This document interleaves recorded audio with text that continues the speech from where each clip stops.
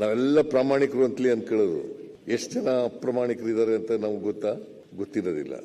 So ಏನೇ ಆಗಲಿ, ನಾನು ಯಾವುದನ್ನು ಕೂಡ ವಹಿಸ್ಕೊಳ್ಳೋಕೆ ನೀವು ಹೇಳದಂತ ಎಲ್ಲರೂ ಕೂಡ ಅಭಿಪ್ರಾಯಗಳನ್ನೆಲ್ಲ ನಾನು ಗಮನದಲ್ಲಿ ಇಟ್ಕೊಂಡಿದ್ದೀನಿ. ಬೇಕಾದ್ರೆ ಇನ್ನೂ ಒಂದು ಮೀಟಿಂಗ್ ಮಾಡ್ತೀನಿ, ವಿರೋಧ ಪಕ್ಷದವರ ಸಲಹೆಗಳನ್ನು ಕೂಡ ತಗೊಳ್ತೀನಿ. ಸರಿ ಮಾಡೋಣ, ಒಟ್ಟಿಗೆ KPSCನ ಸರಿ ಮಾಡೋಣ.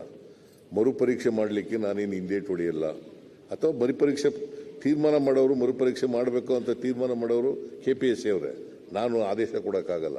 ಯಾರು ಸೌದಿಯವರು ಹೇಳಿದ್ರು, ಕಾನೂನು ಅದು ಏನು ದೇವಲೋಕದಿಂದ ಬಂದಿದ್ದಾರ, ಅದು ಎಂಥದ್ದು KPSC ಮಾಡ್ಬೋದು ಅಂತ. ಬಟ್ ನೋಡಿ, ನೀವು ಒಬ್ಬ ಮೆಂಬರ್ ತೆಗೆದಾಕ್ಬೇಕಾದ್ರೆ ನೀವು ಗೊತ್ತಿರಬೇಕಲ್ವಾ, ಒಬ್ಬ ಮೆಂಬರ್ ತೆಗೆದಾಕ್ಬೇಕಾದ್ರೆ ಸುಪ್ರೀಂ ಕೋರ್ಟ್ ಒಪ್ಕೋಬೇಕು, ರಾಷ್ಟ್ರಪತಿಗಳು ತೆಗಿಬೇಕು. ಗವರ್ನರ್ಗೂ ಅಧಿಕಾರ ಇಲ್ಲ ತೆಗಿಯಕ್ಕೆ.